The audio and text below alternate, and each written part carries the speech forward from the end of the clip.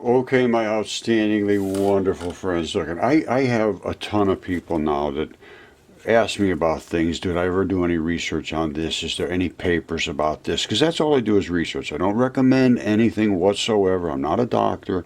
Don't take my medical advice for anything because I don't really give it. I just discuss the research. And here's what we're looking into was digestion and acne. Because I look into the digestion. Digestion is my area, is bacteria. I'm a bacteria guy. Now, what is bacteria? Well, it's your digestive system basically. It's entirely your whole entire body is just completely saturated with bacteria. It runs through a highway in your body. We're going to discuss it. It's a new organ system. They call it interstitium, and they just really discovered it a couple of years ago. Now, so after going through acne, all you got to do is fix your digestive system, and acne will likely be helped. Let me just say that. It might be completely gone away. It should be because your gut controls basically everything in your body. Every molecule goes in your body is worked on by bacteria, 100%, except oxygen maybe. But every other molecule you eat goes down through your digestive system and it gets attacked and nibbled at, and enzymes, catalysts, bacteria squirting mucus on it, all kinds of things to protect you from invasion. But the bacteria is what protects you.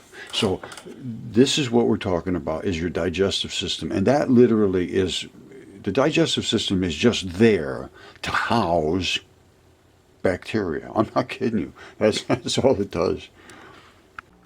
All right, I tell you, here's what we're going to do. Just like I do, this is how I do things. I go up here and instead of acne and digestive problems, I put diabetes and digestive problems. Well, nausea, heartburn, bloating can have many causes, but for people with diabetes, these common digestion issues shouldn't be ignored. Well, that's because they're giving you the diabetes. That's because high blood sugar can lead to gastroparesis. A condition that affects how you digest your food. No, how you digest your food leads to all of these other issues. That's the problem. They get it totally backwards. And this is right here from May 7th, 2021. All right, once again, they have it completely backwards.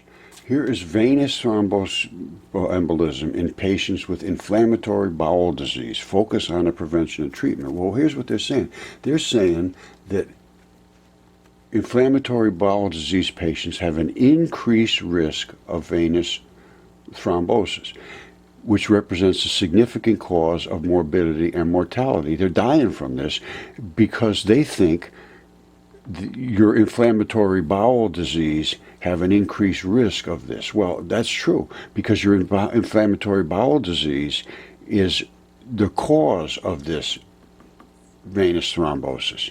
And this is caused by bacteria issues and having a bad gut. That's what causes inflammatory bowel disease, Crohn's disease. The whole issue of digestive disorders is because the bacteria that is supposed to reside there is not breaking down, and it's not creating mucus, it's not creating the enzymes, the catalysts, and the breakdown of the food, and all of the things that it's designed to do. And probiotics appears to help in these situations. And I've been doing some research on this for 4 or 5 years at least. And well, actually it's going back more than that, maybe six, let's go for 5 years. And in that time I have related probiotics and your microbiome exactly as Hippocrates said. It's the source of all diseases. Okay, scientists say they discovered a new organ system. This goes back to 2018. It's a fluid-filled bags and so forth that are in every single place in your body. Fluid-filled tissue connecting them called interstitium. On every single part of your body, they're connected. And they're found throughout the body, both just below the skin and the digestive, respiratory, urinary system. They're everywhere. And interstitium is a rubbery substance. Well, let me show you what it is, actually. All right, this is actually autopsy of fascia, basically, but it's also the interstitium. This is what I call the interstitial latch. And this is a flap that's attached to that membrane layer that protects you, and we're going to look at it in a minute in great detail, and it brings it into the next organ system, which attaches to another one, to another one, to another one. It's a complete flow through your entire body of these little fluid bags. And they know this now. I've been working with a guy in Germany. He runs a fascia institute in Germany, and they discovered that these interstitial bags are all connected, and they realize it because of tattoos. When you get a tattoo, they can find there's a certain chemical in that tattoo that they can find everywhere in the body, and every single organ will have a little tiny bit of that, not much. And I don't think it's damaging or anything. I'm not saying it's a problem. I'm just saying they realize now that this is a highway. This is not just a stagnant area where the stuff stays there. No, everything goes through your whole body. Now look at this latch very carefully. You see that? That's the latch that connects, let's say this is a lung, up to your chest somewhere, and then into the tissue that surrounds that, and then that'll go over to your heart and your liver and your kidneys and your intestines, and it's all one big giant highway. That means that once you get your intestines flooded with the correct bacteria, they just go through the highway and get to where they're supposed to go. If you can't have that correct bacteria in your gut to work on that chemistry to let it into the highway, you got nothing traveling through the highway, so you can't get to the places where that product is needed. All right, so look at that latch. Now I'm going to show you something. Like I say, I knew about interstitium quite a while ago because I study it in the rocks. And here's this exact same thing. There's that interstitial latch. Now, this is a rock, 10 years ago, this is pictures from. And that's, it's a body tissue. And that is the interstitium, which coats it to protect this tissue from whatever is above it. I don't care what's above it, whether it's your poop or whether it's your urine or whether it's in your, everywhere. There's a layer on everywhere, and that is the latch. Okay, and this goes back. I worked on this with Gil Hedley. He's basically, I think he's the top anatomist I've seen in the world. He's open-minded. He understands. He looks. He listens. He thinks. Very, very, very becoming and very rare. Okay, when I say the gut can control anything, your entire health system, it's not only that. You can be depressed and all kinds of problems and because of your stomach issues. Now, here's Harvard, gut-brain connection. Here's brain-gut connection, John Hopkins. I went to John Hopkins for genomics. But they're talking about suggests the digestive system activity may affect cognitive thinking skills and memory, all kinds of problems. This is an area that needs more research, absolutely. But here's what the people are asking. Can mental health affect your digestive system? Not the other way around. Does your digestive system affect mental health? That's the key. Here's again, can anxiety affect your digestive system? Can digestive issues be psychosomatic? Are you causing them because you're psychosomatic? No, all these issues are caused because of your digestive system. That's what the research indicates. So here's the interstitium. This is the stuff that he discovered a few years back that they realize now this is a highway through your body. I think I showed you the actual anatomical pictures of it and so forth. But this is where the bacteria resides. Collagen, there's different types of collagens in your body. There's like 28 of them that they know of now, and there's probably a lot more. There's several of them that are very prevalent, and a couple of them, I'm not going to name the numbers, but they're in the very low numbers. They control some real floppy collagens, like this pink stuff. It's just flappy all over, floppy. And then they have also this like brown stuff and a black ball. And what is the brown stuff? Well, the brown stuff is a spring. It's literally a spring. It's a stiff spring, and they coat these bags, inside these bags, at least partially, and they're anchored with this black ball. And that allows these bags to squish and then come back to where they're supposed to be. These are the restore springs, let's call them that. Now, the bags are filled with bacteria and fluids. And that bacteria creates mucus for the mucosa lining to squirt the things away and keep bad bacteria from entering you, and viruses and all that kind of stuff. They also create enzymes and catalysts to break down food, and also serosa, which is to kill invading bacteria and so forth. It's your immune system, this here. Now, but it has to be loaded with these correct bacteria. And every part of your immune system is different. I'm going to show you a couple quick anatomical shots of why this is so important. But what's happening is, once the bacteria gets into you, or the virus, or whatever it is to attack you, it damages things. And what's happening now with these fiber, deep vein fiber problems, and COVID toe, and even the COVID lungs and all that stuff, is these springs are breaking. And they're just being dissolved, and I'm not sure they're being dissolved or what they're fracturing or what's happening to them, but they're no longer able to open up these sacs.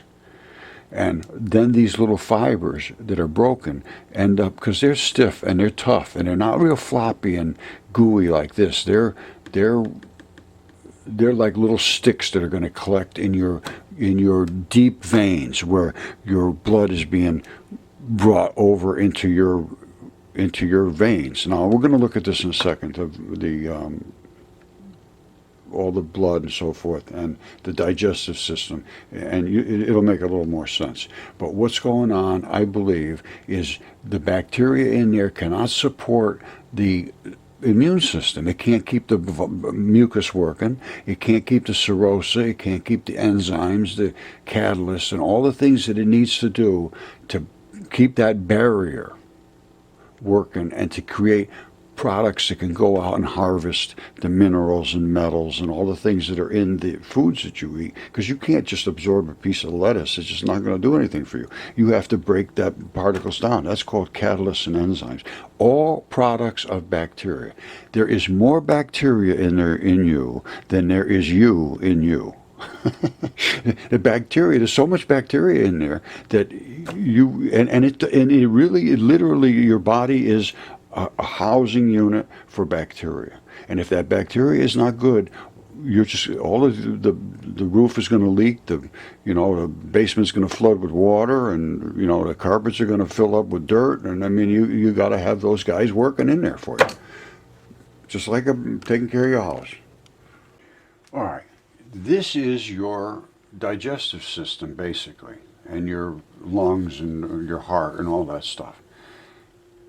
Now, anytime you see the red blood, it's artery blood, and anytime you see the blue blood, it's vein blood. And the vein blood comes back and it pumps through the heart and then through the lungs and then pumps it back out.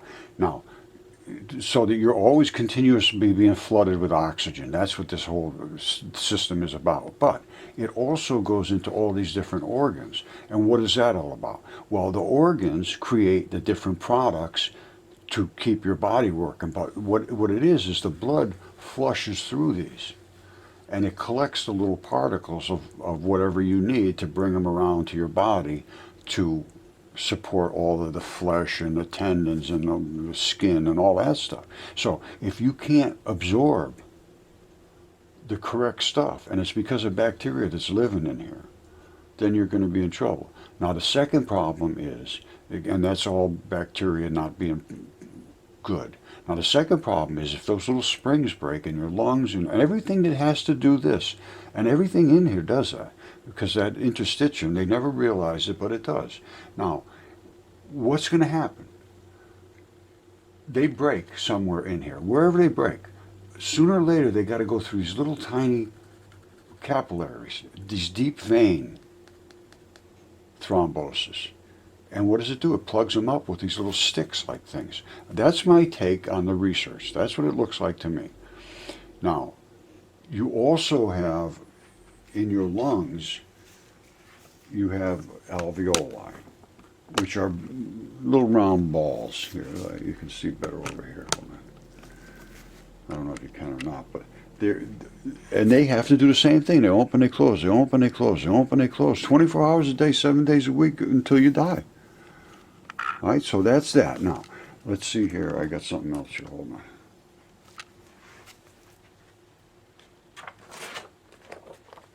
All right, here we go into the circulatory system. Well, we just saw it doesn't make much. This maybe is a little closer shot, but this just details what all these different things are and how they work in conjunction with each other. But this is the key for the deep thrombosis, is where, and that's why pretty much they're getting it, the COVID toes, the kids are getting it now, where, well, probably anybody can get it, but where your blood ends up going to the terminal tips. Anywhere you get capillary action, that is where you're going to be able to possibly get this deep vein thrombosis.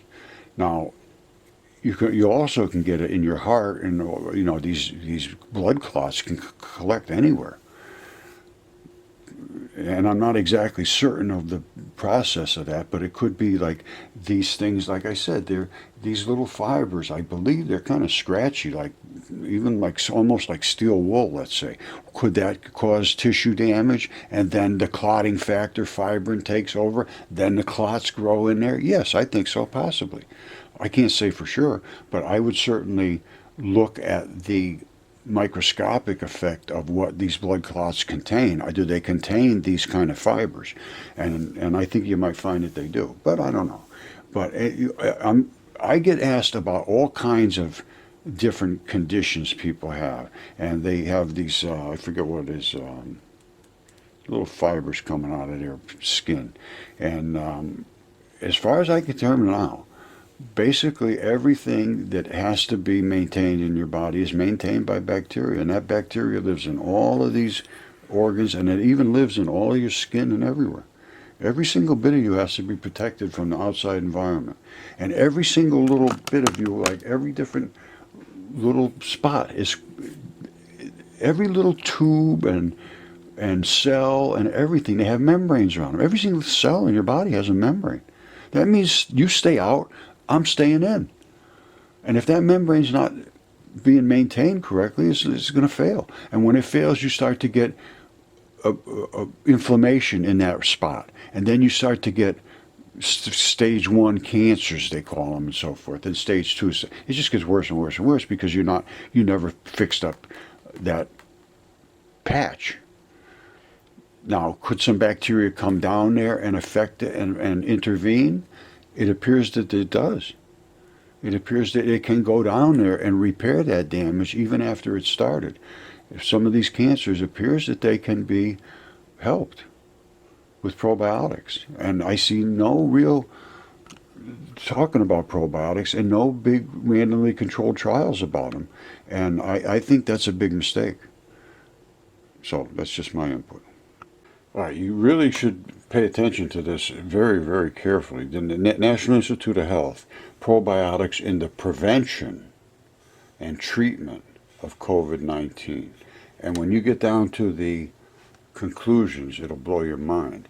Now, this just came out a few months back in August 2021. It actually came back in March 2021, and nobody paid any attention to it, and nobody's still paying it. You haven't heard a single word about probiotics and COVID, and the conclusions are unbelievable. Now, you can come back and read these conclusions yourself, but you should just look at the whole article. Well, you probably won't get a lot out of the article. I did. I enjoyed it a lot. It talks about all the cytokine storms and suppression of acute respiratory distress syndrome, and how important all this stuff is, and no random controlled trials to demonstrate conclusive evidence. But they're saying it does all these things, but we're really not even doing any trials. Very, very hard to accept this, and not a single word about it. And that's their recommendations. They say it should be given to all frontline workers and anybody that's severely ill. And it's exactly what it says. I'm not making this up, so come down and read it if you'd like. It says here, Therefore, supplementation of probiotics in high-risk and severely ill patients and frontline health workers might limit the infection and flatten the COVID-19 curve. However, there's no random control trials. So they're saying that it's probably going to work, but we're really not even looking into it, and nobody's talking about it. So you should look into it. Probiotics, I'm telling you right now, you don't have the right stuff in you. If your microbiome isn't good, you're in trouble. All right, this is Absolute Manifest Destiny. I'm just getting ready to package up the video and get it put up. This just came in. They got 2 million subscribers, 113 views within like 10 seconds. And here I am checking this out, and it's talking about poop. Do you really have pounds of toxic poop or stool in your colon? Because there are claims out there that say you could have anywhere from 5 to 20 pounds, some claiming as high as 40 pounds of stool in the body. So in this video, we're going to talk about if this is even true or even possible, how our body processes and gets rid of that. You see that? That's an intestine. All of that stuff is filled with what you eat. It's got to go through there. And as it does all the things I talked about. You have to have all of these different, first of all, you got to separate all that stuff from the rest of your body, and that's what the membrane does and the mucosa and so forth. And then in addition, you have to squirt out enzymes and, all the different things and mucus and all that protects you and breaks down the chemistry so that you can absorb it. So you have to be able to squirt out things to do stuff in that chemistry, and then you have to assimilate that stuff back into your body. That's extremely elegant and tricky. That waste, and what the overall implications would be with that much stool or poop in the body. So let's go take a look at a colon. Now, don't forget, we're talking about bacteria. This is my take on this. I just came onto this because I just put it up here like 1 minute ago. And like I say, I was just getting ready to pop the other thing up. So we're looking at this together for the first time. Here it goes. But remember, the focus you want to take, or that I'm taking anyway, is the bacteria. What is the bacteria doing? And where does it reside? And what's he talking about? Toxic poop. Poop is only toxic if you can't break it down. That's my key. That's what I'm thinking. So maybe I'm thinking wrong. Let's see what he has to say. So first let's start with, where does poop or feces come from? Well, you may be thinking, well, it starts with eating and food. But how does something like this truly contribute to the formation of your stool? Well, it starts by taking this delicious item and putting it in your mouth, or what us geeky anatomists like to refer to as the oral cavity that you can see here with the probe. Now, just for references, this is a sagittal head, or a cut through the midline of the body, so you can see the internal relevant structures here.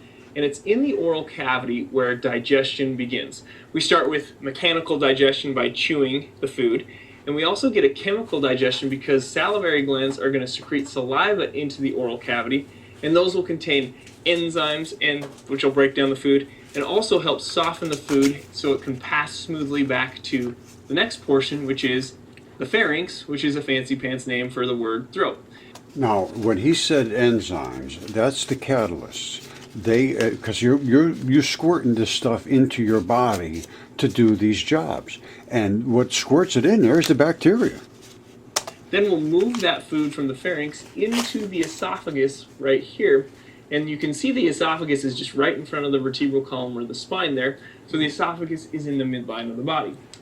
And that esophagus is going to transport that food down from the throat or the pharynx and into the stomach that you can see here.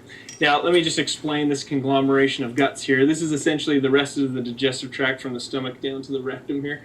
And it's about how it would be oriented in the body, the stomach. Before he goes any further, I just want to say one thing that you understand fully. The entire length of your digestive system, from the second your lips touch anything, there's bacteria there, and it is specific bacteria. The bacteria that's in all of these different places is different bacteria. It's all different bacteria. There's literally thousands of different types of bacteria, and each one of them is has a specific job to do and has specific chemistry to make because it's in a specific area which has got acids or salts or all kinds of different chemistry is going on, lymph nodes and your very heavy mucous membranes in your lungs and your kidneys and your liver and all that stuff. Totally different. Heart working with totally different bacteria, doing a different job, maintaining different types of collagens so that they can do this, or they can move or stretch or do whatever they have to do. But primarily, they are the layer that protects you. And which is, I'm sure I went through this very deeply already, but we're going to go through this whole video because, well, at least most of it. Hold on. Now, I do this under the Fair Use Act. I'm just commenting on his comments. And this is Institute of Human Anatomy. Do you really have pounds of toxic poop in your colon? Now, what I want to find out is why, if they understand the bacteria's role in detoxifying the poop. Because otherwise you get bloating, you get gas, you get diarrhea, you get all kinds of irritation and Crohn's disease and all that because you don't have the bacteria. That's my statements. That's what I said before. Now I want to see what he has to say. Here goes.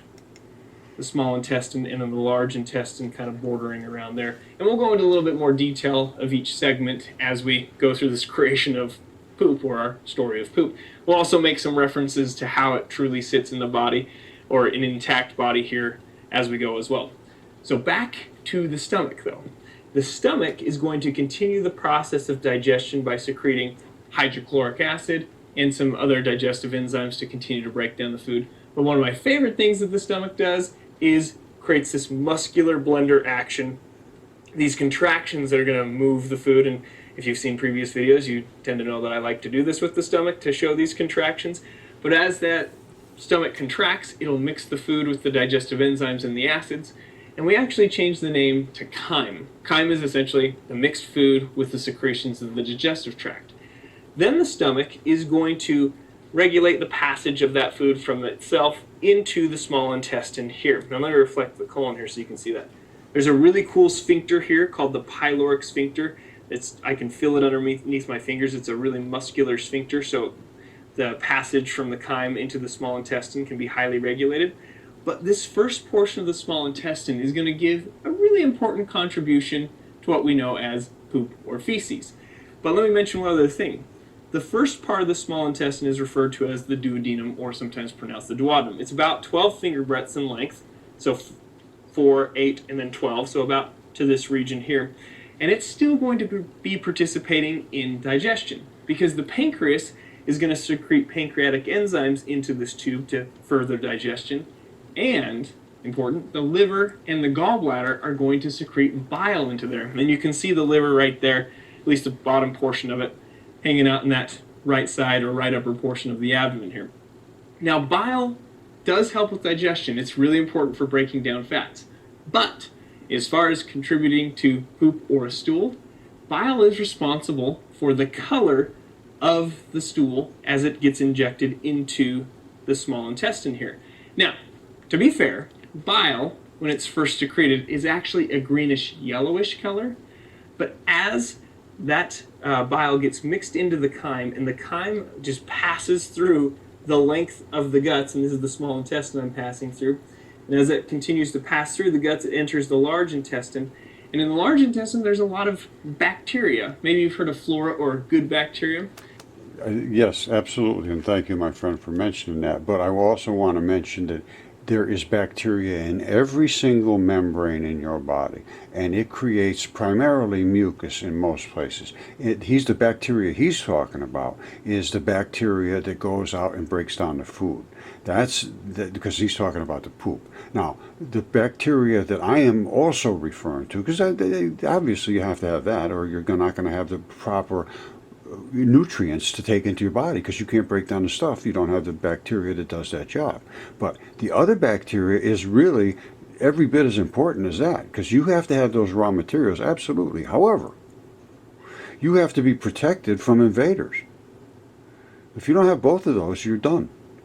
And they both happen from the same thing, bacteria. You have to have all the right good bacteria in your body. Nobody knows what the right good bacteria is. There's a whole slew of it they're putting in now, lactobacillus and this and that, all kinds of different names and different species, yes. But does anybody know where they're supposed to be going, and how many is supposed to be here, and how many is supposed to be there, and what strains live in what areas of the body? No. And I know this for a fact because I've been trying to work with all the top guys that do this fascia and the new interstitium, because this is in the interstitium. Nobody even knew about this until a couple of years ago. Didn't even consider this. So the what I have found out is in literally everything in academia and medical and everything where the sciences is glacial in pace, the knowledge base. Absolutely glacial. And then it melts and it freezes again and it's still glacial because they forget what everybody told them 20, 30 years ago. There's the probiotics. They just did a new one for the National Institute of Health on probiotics. Look up probiotics from 2011, National Institute of Health, virtually the same article, 10 years ago, that you should be using them because they promote the immune system wellness. And it's exactly what they said just a few months ago about doing it for COVID-19. And still not a word about that either. And they'll never hear a word about it because they write these papers, they throw them in a drawer somewhere and the case is closed. Millions and millions of dollars to do all this stuff, and then nobody ever reads it. Doctors don't know about any of this stuff. I've asked I called a ton of doctors, asked them if they were talking about probiotics. Not a single one was. None. Zero. So nobody knows about it. Nobody's talking about it. You know, don't hear a word about it. All you hear is people are dying. All right, we're going to get right back to this. Hold on one second. All right, let's get back into the poop. Here we go. Now, do you really have pounds of this toxic stuff in you? And is it toxic, and why is it toxic? Now, don't forget, I have a different agenda than he has. All right, so we're back into poop. Here we go. The large intestine. Bacteria. Maybe you've heard of flora or good bacteria. Now, bacteria will further break down the bile, which will change its pigment to that brown color that we all know and love. So speaking of passing through the guts, understanding this process of moving through 20 feet of small intestine is going to truly help us understand or put the finishing touches on this story of poop or stool formation. But let me ask a question first. How many pounds of food do you think the average adult eats per day? Because the answer to this question is quite relevant when we think about this bolus of chyme moving through here, or food moving through here. What's going to happen is the small intestine, or at least the majority of it, is going to suck in those nutrients and absorb them into the bloodstream. Let me show you on this other cadaver. Now, that is the job of the bacteria. If the bacteria did not create the enzymes and catalysts to break down the products, they could not extract it. And they do extract it. They don't just break them down and they just lay in your intestine. Somehow they become incorporated into your bloodstream. So they have to be sucked down through that membrane. Normally it keeps everything else out. Once it breaks it down to some molecular constituent, you know, some chemistry package, it's allowed to come in. It says, okay, I already talked to the lactobacillus and he says I'm good to go. It's all right, come on in.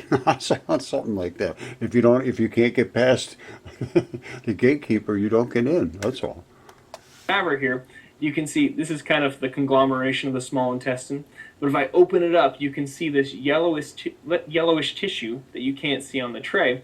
And this yellowish tissue is called the mesentery. It does help hold the small intestine to the back wall of the body, but it also is full of tons of blood vessels that are going to help suck those nutrients in from the tubing that you can see here. Now, not everything is going to be absorbed.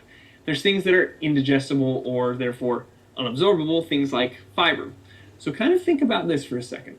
As that bolus of chyme or foods moving through here, it's going to be, at least some of the things are going to be sucked into the bloodstream. So as it's passing through the tubing here, it's going to get smaller and smaller and smaller until everything's been absorbed, and those things that can't be absorbed will pass, as you can see, from the small intestine to a much larger diameter tube called the large intestine, which most people will refer to as the colon. And by the way, the answer to that question of how many pounds of food the average adult eats per day is about 3 to 5 pounds per day.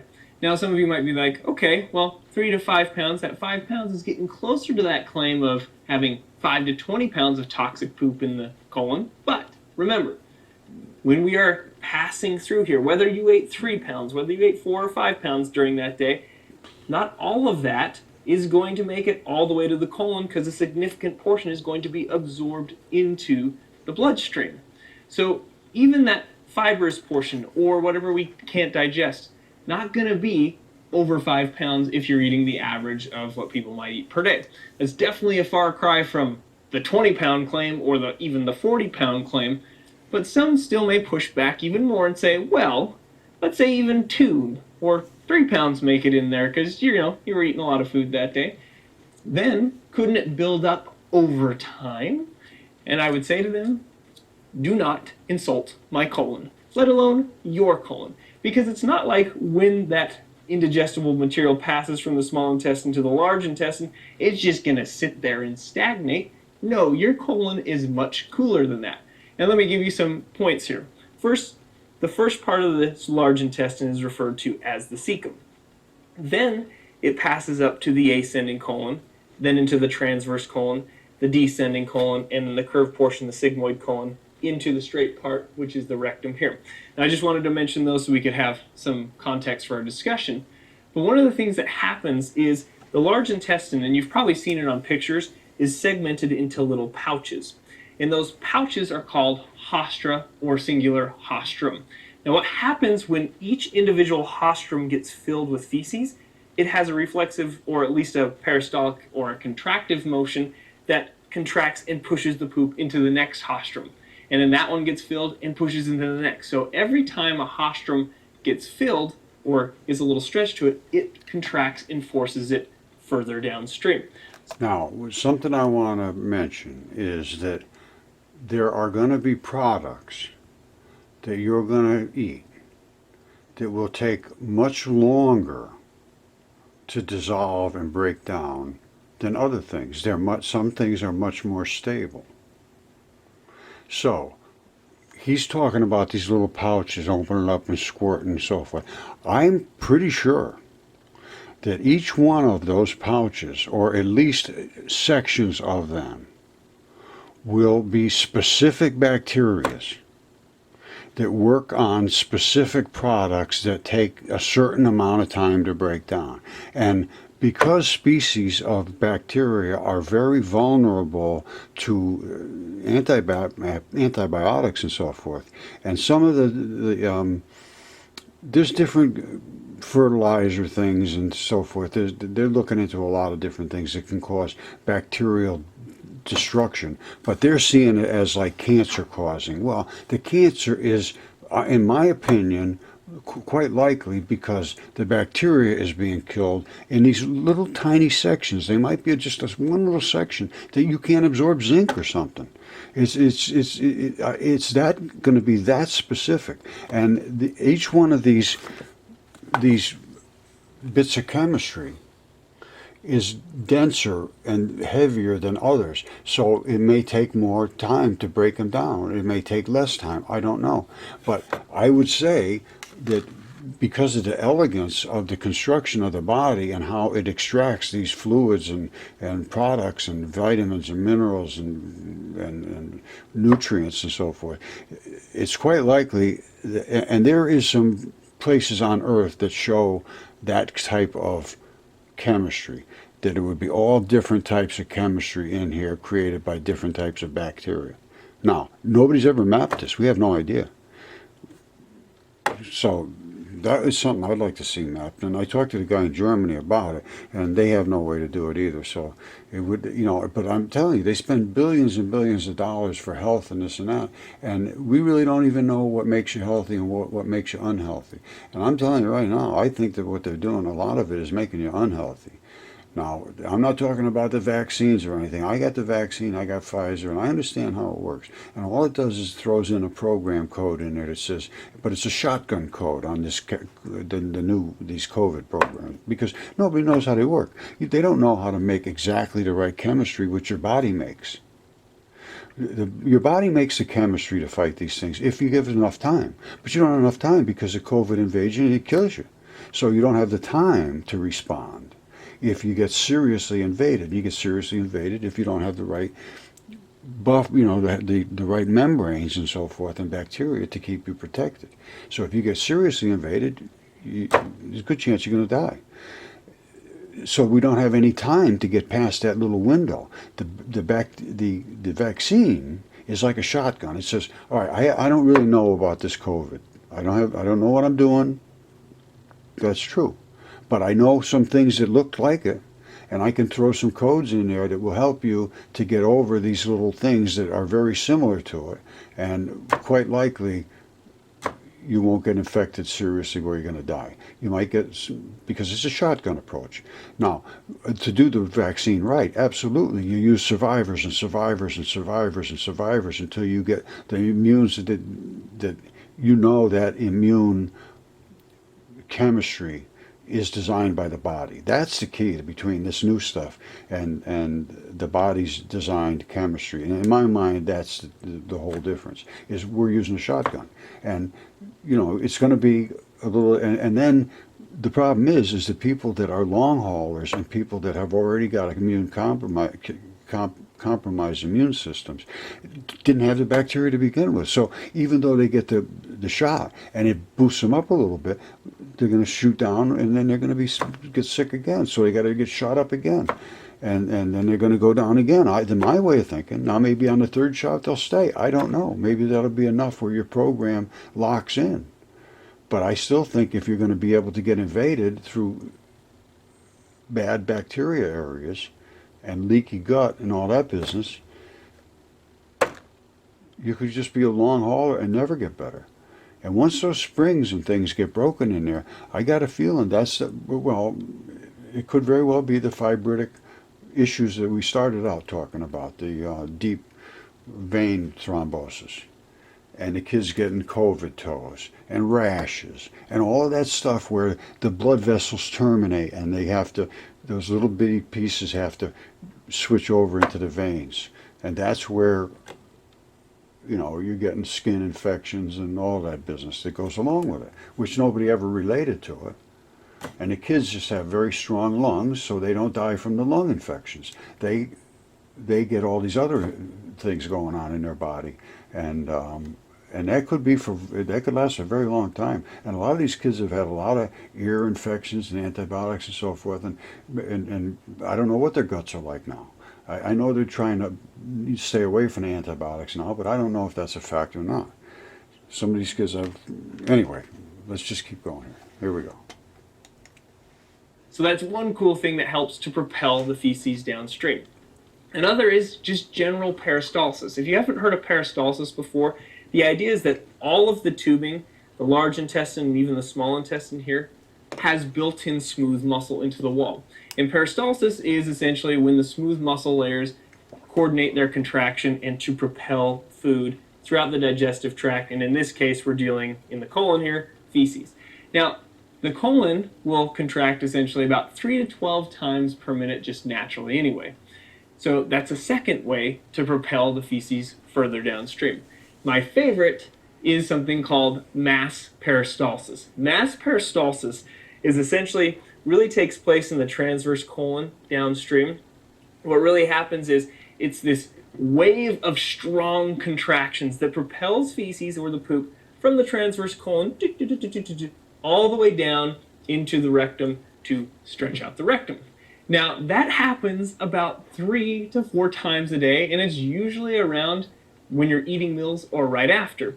And I'm sure you guys have all probably experienced this at one point, or frequently, or every day, where you're like, okay, you get up, maybe it's your morning routine where you have some coffee or you have your breakfast, or maybe you're at work and you have a big lunch, and right after the lunch you're like, uh-oh, my rectum's trying to tell me something.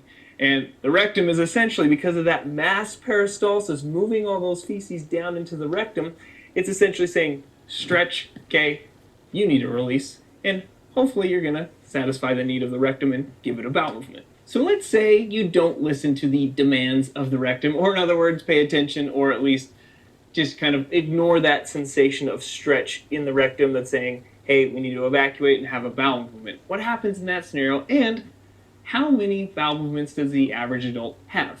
Well, first, if you ignore the actual sensation here and you just hold it, for lack of a better word or description, we essentially know this about the colon. One of the functions I didn't mention is as the stool passes through the large intestine, and as you can see, the majority of it is referred to as the colon, it also sucks the last part of water or absorbs the last part of water and salt out of the stool.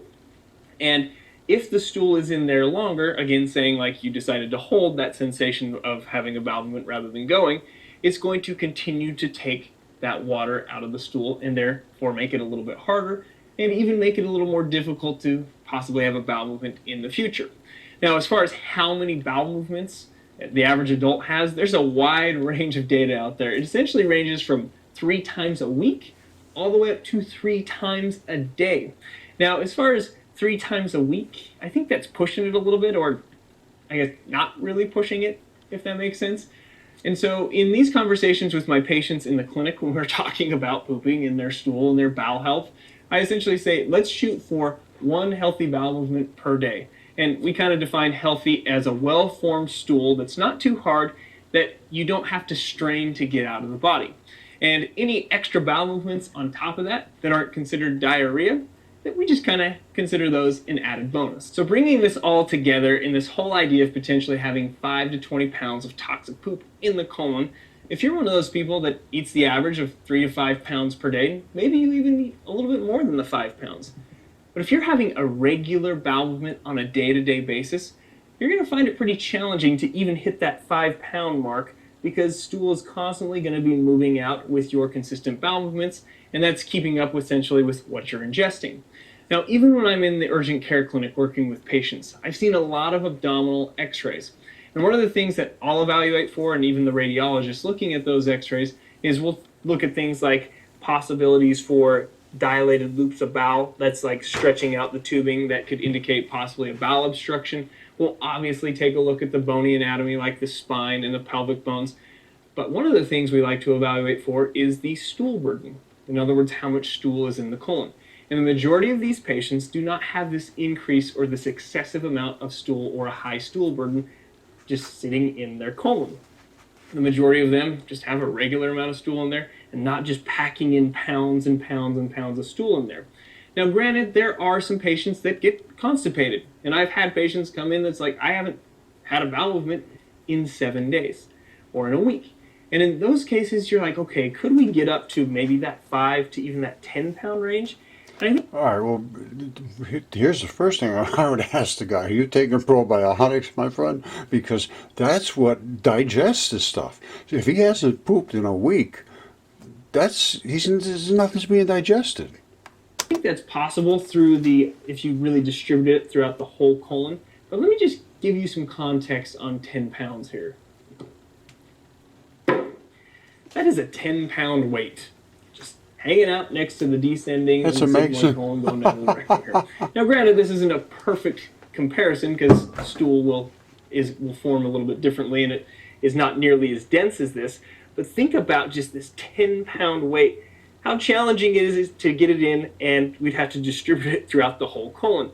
You know, it's possible in some kind of extreme forms of constipation, I would say, but let's go even further. That is a 20-pound weight. Wow. That would be extremely challenging, and in most cases would be very hard to get that amount of weight just stuffed into the colon. Again, I understand there are some limitations to this, but this is more dense. You're going to have a harder time packing feces to this level of density, and so again, pretty challenging to fit it in the whole colon that we have here. And another thing I want to mention about that, in those cases with the patients that are constipated, in some cases I'm like, is it mild and we can just up the fiber? Is it something where we need to try a laxative? Or is it even kind of on the higher end of constipation where I give them the bowel prep?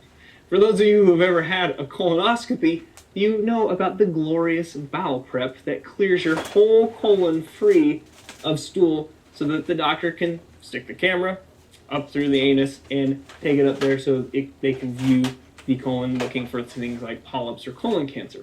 And I can tell you this, when I give people the bowel prep, they're not losing 20 pounds of weight. It's just not happening. They'd be hard-pressed to even lose 10 pounds of weight. And some of that might be a little bit of water weight depending on the type of laxative that you might use. And the last thing we need to talk about is this word toxic. What do they even mean by that? You'll often hear people making claims that even if you are having regular bowel movements, that you can still get this buildup of toxic sludge on the inside of the colon. And the only way to get rid of it is from some bowel cleanse or some special supplement to help clear out that sludge. Well, if you talk to the doctors who actually do colonoscopies and stick a camera up to actually visualize that, you're not seeing any toxic sludge buildup. When you actually see the pictures of those colonoscopies, they're typically squeaky clean, so they can actually visualize potential problems like polyps and possible cancer. They're not visualizing this random sludge just building up over time. And let me just finish with this. I don't have any particular problems with, say, All right, do you understand what he just said? I think what he just said was the typical understanding by doctors is that these things are building up sludge in the body, and they're not seeing this. So it's not like you're building up a toxic sludge. You're being invaded because you don't have the right bacteria. That's my statement. That's my thinking. But let's go back and be sure that I don't want to put words in his mouth, but I thought I heard him say that they had. Well, let me go back a little further. Let's listen carefully what he has to say about the sludge. What do they even mean by that? You'll often hear people making claims that even if you are having regular bowel movements, that you can still get this buildup of toxic sludge on the inside of the colon. And the only way to get rid of it is from some bowel cleanse or some special supplement to help clear out that sludge. Well, if you talk to the doctors who actually do colonoscopies and stick a camera up to actually visualize that, you're not seeing any toxic sludge buildup. When you actually see the pictures of those colonoscopies, they're typically squeaky clean, so they can actually visualize potential problems like polyps and possible cancer. They're not visualizing this random sludge just building up over time. And let me just finish with this. I don't have any particular problems with, say, bowel cleanses or supplements that help kind of clear the bowel out. The reality is a lot of those products just use laxatives that work somewhat similar to other laxatives that are actually FDA approved. All right, now he's talking about something that is not probiotics. He's talking about some laxatives and things like that to just make you have diarrhea, basically. But again, I don't really have that big of a problem with them, but when we're talking about health and wellness, whether it's the cardiovascular system, the pulmonary system, or any other system in the human body, and obviously the digestive system that we're talking about today, it's more about the everyday consistency that you are willing to do. It's about having a well-balanced diet that has enough fiber so you're constantly having motility through your digestive tract and pushing things along. And that is the best way for you to have consistent, healthy poop. Thanks for watching the video. All right, I'm surprised he didn't really get into probiotics and how important they are, because that's basically what creates the poop. I mean, it just is what it is. And it creates your immune system. And it's all done through the digestive system. And you won't have toxins in there if you have the right bacteria to be able to break down these products that come in. They'll know how to deal with it. They're better than dealing with it than the doctors. That's my thinking. Hello everyone, and Jeffrey wants me to let you know I'm really bad at promoting the merch, so he wanted it to be front and center. This is one of our pieces of anatomical artwork. We've actually taken this picture and even put it on t-shirts and hoodies. So if you... This guy is fabulous, absolutely fabulous. He's very, very good. Institute of Human Anatomy. Got 2 million subscribers. I'm subscribed. So you should consider the bacteria. And like I say, go to the National Institute of Health and put in probiotics and COVID-19, probiotics and the immune system. And you're going to see all kinds of articles, at least 2 of them there that I know of. One from just a couple of months ago that says, yeah, use it for COVID-19. And one from 2011 that says, yeah, use it for your immune system. And your immune system is your health. So I don't know if you've gotten anything out of this presentation, but I hope you have, because in my opinion, a good diet, first of all, which is hard to do nowadays, it really is, I understand that, but the probiotics for sure, those can at least do the best you can do for yourself. If you can't get a good diet, at least your probiotics are going to help you as much as they can. Now, the good diet and the probiotics, I think you're golden. This COVID thing, you have to get immune so quick that unless you're so healthy that you can fight back and you don't get seriously ill, if you have any immune compromised conditions, you're an open target because you have leaky areas in your body. There's no protection. And once it gets in there, and it gets into the highway of the, that system we talked about before, the interstitium, whoops, you're in trouble. It gets in there and it goes through the whole body, and it breaks those springs. And you could have it in your heart, you could have it in your lungs, you could have it anywhere in your body. And the kids, like I say, they're not equipped. Well, they're equipped better than we are for their lungs, but they're getting these other infections, and nobody knows what to do about it. They haven't related it to these breaking of those little springs, which I showed you before, the interstitium. And this is because one of the collagens, I think it's collagen, I can't remember, let's say it's 3 and 5. One of them converts from the 3 to the 5, and instead of staying at a 3. So you end up with having a high concentration of the 5 and a low concentration of the 3. And the 5 is the 3 breaks down, and let's say that's what happened. The 3 breaks down, and all the little bits of straw-looking things go through your body and collect in the little blood vessels where they have to go through the little bitty tiny spots. And that's the way I'm seeing it. Now, I would like to see some research on it, not just reject that and say, oh, no, that's not it. You're not a doctor. You don't know what you're talking about. Well, I do a lot of research, my friends, and I have a lot of people that assist me. I have a lot of people. They don't want to be known or talked about being around me, but they contribute and they ask questions. They say, what do you think about this? And then they tell me, I can't talk. I cannot talk, because if I do, I'm going to be in trouble. And even there was a guy I was talking with the other day. He's a teacher, and he showed the kids and everything.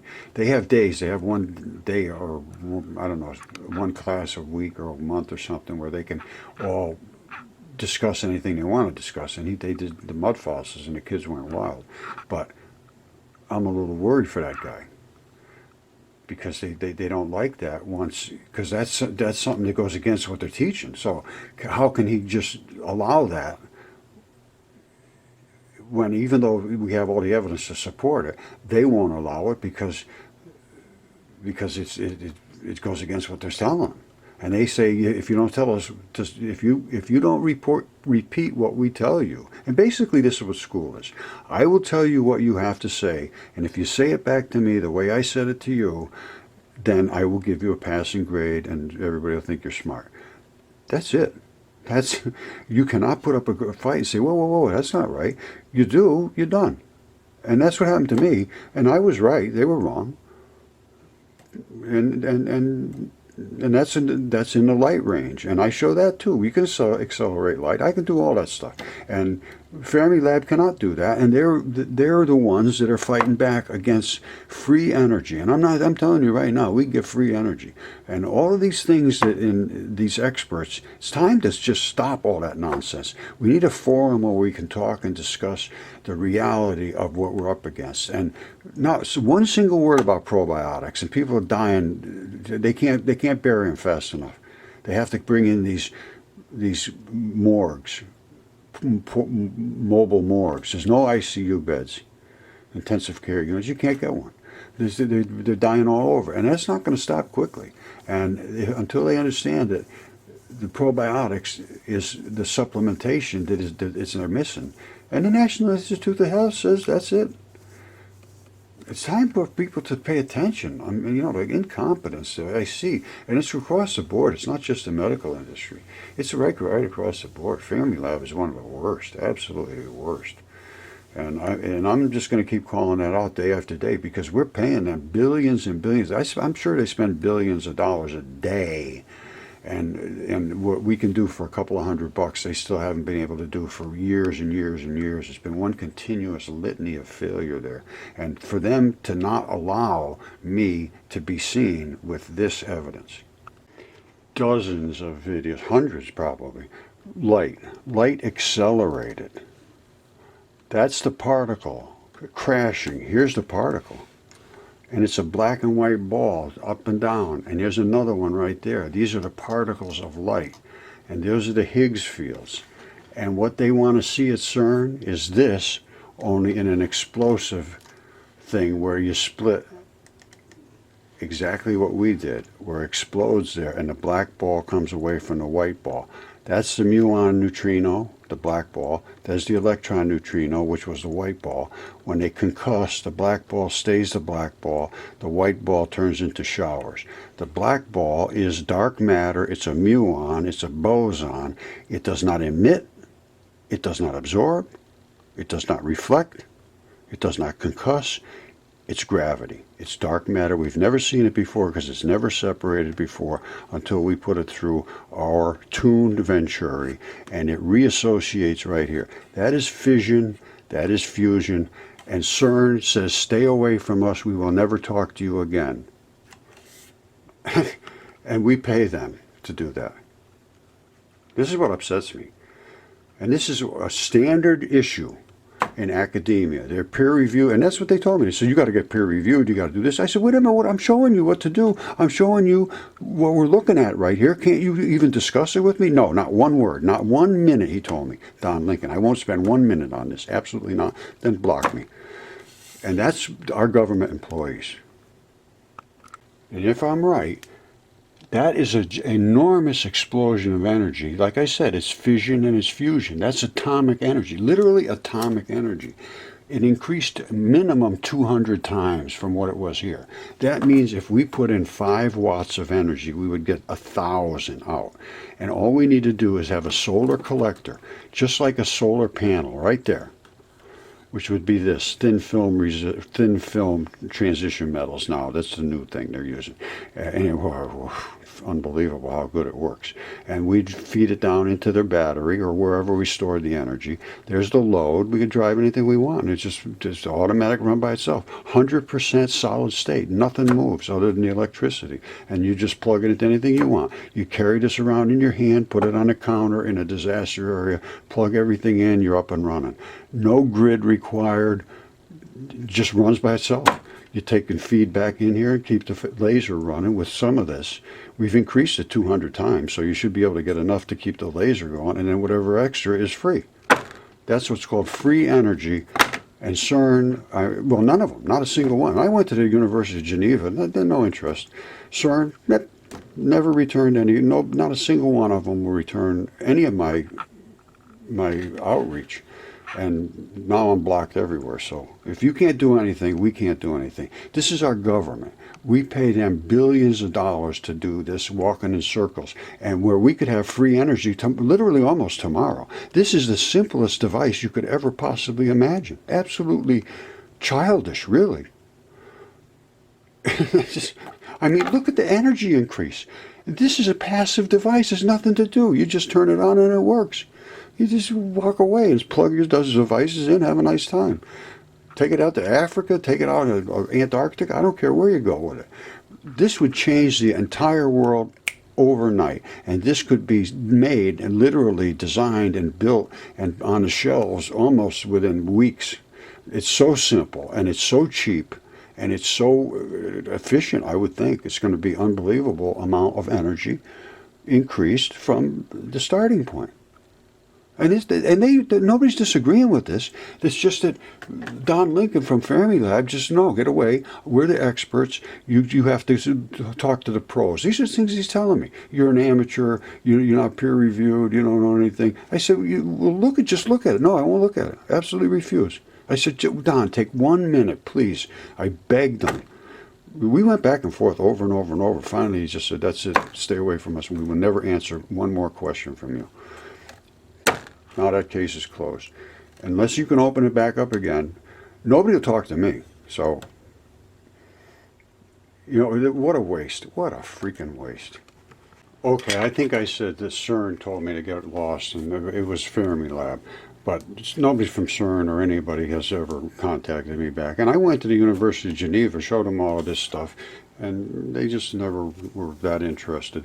And the guys from CERN in 2014 discovered that you can use smartphones, which is where we took these, because they have a CMOS chip, the exact same thing they're using at CERN to detect from the high energy particle collisions. We're using the exact same thing because all they're seeing is high energy particles. This is as high energy as you get.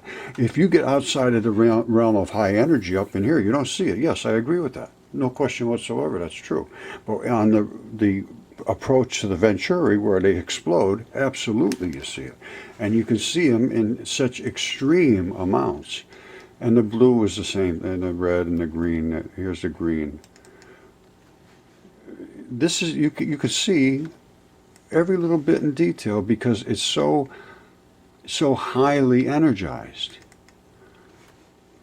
See it? This is the same particle again, and it's green. This is much more intense. And this is the flip from the pole shift, basically, where the front was leaning forward. Well, that's going to flip, and the white will be in the back, and this white will be in the front. That's the upspin and downspin. And I just showed you that in the green one. I mean in the red ones. You see this one here? This one's flipped. You see the white is in front on the bottom, the white is in back on the bottom. These are this is called electron neutrino oscillations. Neutrino oscillations. They come in flat like this, and then they tip sideways, and then they make the box, and then they explode. Well, we made them explode. They can't do that. They hit head on like a bazillion particles at once and dig through it. This is what they look at, and all they ever show is doodles like this, like Don Lincoln. That's all you ever see is doodles. And there they are right there. That's another doodle and they're looking for particles that are down in this range, and they're digging through all this debris. So that's what upsets me, is that we have somebody that will not pay any attention. And these are the Majorna ones, and we see this exact same structure. Absolutely, no question whatsoever. It's the same, and I can show you that too. I think it's called Red Trails. Oh boy. I got so much of this stuff.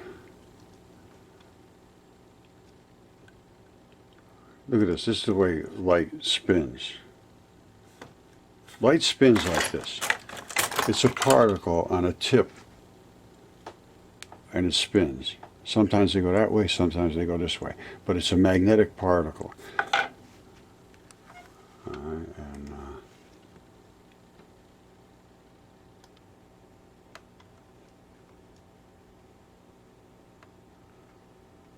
I can't find it, but it's in here somewhere. Hold on. Oh, here it is right here. Here's your Majorna electrons. Some of them are twisted this way, some of them are twisted this way. I can't account for it exactly. But Rod took some. This is absolutely phenomenal work he did. And this goes up over the course of 6-7 years we worked together on this. And all this goes back when they discovered over at CERN that you could see these things with these smartphones. See, the physicists turned smartphones into cosmic ray detectors. All that is high energy particles. That's all it amounts to. And they're as good as anything that they have at CERN or anywhere, because we're using the exact same CMOS, complementary metal oxide silicates. So, and we're putting it right on top of the interaction, right there right on top of it. So we are really getting it. See, the app basically transforms the phone into a high energy particle detector. That's what we are. If you can't see the high energy in our particles, then you got an issue with your eyes. So you go back and look at it. If you don't see those things glowing like crazy, obviously we can see that. And then I showed you up in the upper areas where there's no concussion, you can't see them. There's nothing there to see because there's no glow, there's no concussion, there's no explosion of particles. And I call that push to shove. Anytime you really slam something hard, you're going to get a glow. It's the way it works. But you can't make them hard enough in the open air to make this kind of a concussion. You need to funnel the fields into a way of absolutely crushing each other, and then pulsate against the wave formation. Boom, boom, boom, boom, boom. It's just basically, it's like AC current, which is extremely volatile compared to DC current. And a pulsation gives you that same AC bam, bam, bam, bam. Because it hits, it tries to bounce back, and it slaps it again, bounces, slaps it again, bounces. And that's what AC does. It slaps it back and forth. It's not like it just flows one direction. And that's why they originally they said AC power was too dangerous. Some meatball, I think it was Edison, some of them electrocuted an elephant to show how dangerous AC was because it's so powerful. So here it is again. Your comment goes against our community standards, so only you can see the post. And why did it go against community standards? Because I just put a thing up a while back. Just watch Noah. I have giant humans DNA tested. Please contact me. Now, and this is the video and so forth, and the DNA reports and all that stuff. It's right there. But they're going to take action against me for doing this. So I don't know. It's a depressing world to live in when they beat you up for coming across with evidence, not just comments about the Earth is flat or that kind of nonsense. Oh, they'd love to have that stuff go up there because then it makes everybody look smart that can say, look, oh, these guys are flat earther and things like that. Well, I'm not a flat earther. I know I do space studies and everything else, but I know what's true and what isn't true, and people with very, very limited minds cannot allow this truth to come in front of them, because then they have to confront it, and then they're screwed because they're just going to look like idiots now. It's been 10 years. It really is a very frustrating 10 years, I can tell you that.